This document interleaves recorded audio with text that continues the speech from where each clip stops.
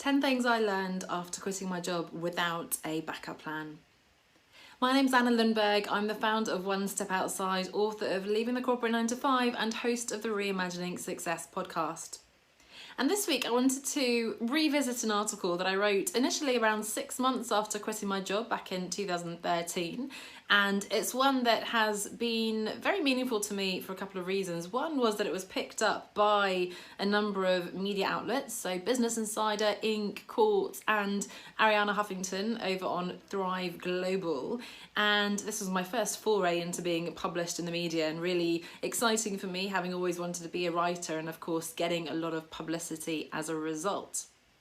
The second reason why it's so meaningful is that it still today gets a lot of people coming to me every week, if not every day. I get someone on LinkedIn or applying to a consultation call telling me, hi Anna, thank you so much for writing this article. It's exactly what I'm going through, or it's been really reassuring because this is something I want to do now and I really appreciate it. It really resonated and it's inspired me to take those steps out of the 9 to 5.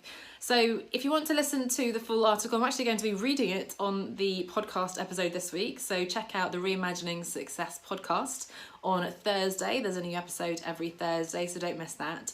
But just to show you a little bit of a preview today, I wanted to give you a few of the biggest insights. So it was 10 things I learned after quitting my job.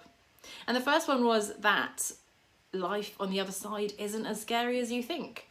It's easy to sit inside your comfort zone and create this big dark cloud of fears and anxieties about money, about not being good enough, about whatever else we can create in our minds. And of course, there are some valid fears. Of course, there are concerns we need to work through. But the reality is, you know what, once you get out of the, let's be honest, apparent security, because it really is more of an illusion of having a full-time job, the world opens up and it's not as scary as we think, and we can overcome some of those fears and it becomes more exciting than scary, and that's a really good thing. So life on the other side isn't as scary as you think. A second insight for me was that there are all sorts of options and opportunities that you didn't even know existed. I always say now that, back in 2013, I barely knew coaching existed, let alone podcasts and Facebook Live and all these fancy things, right? So it was impossible for me to envision the exact business that I would be able to create. And so I had to take a leap of faith at the time. I started out, in one direction, and I've been going through a few twists and turns along the way, so it hasn't exactly been a direct linear path, and that's okay. So really exciting to discover new opportunities that didn't exist and that you can't possibly imagine when you're sitting behind your computer. So also don't limit yourself to the couple of little things that you're maybe considering right now. I always encourage my clients to think bigger, think beyond all those particular ideas that you have right now, and I can imagine, and I am pretty much sure, I can guarantee that there are options that you haven't yet considered. So life isn't as scary as you thought. There are lots of options and opportunities that you never imagined, and let's see, which final insight shall I give you? Well, I suppose it's that it doesn't have to be perfect from day one. Again, there's only so much you can do from behind a computer.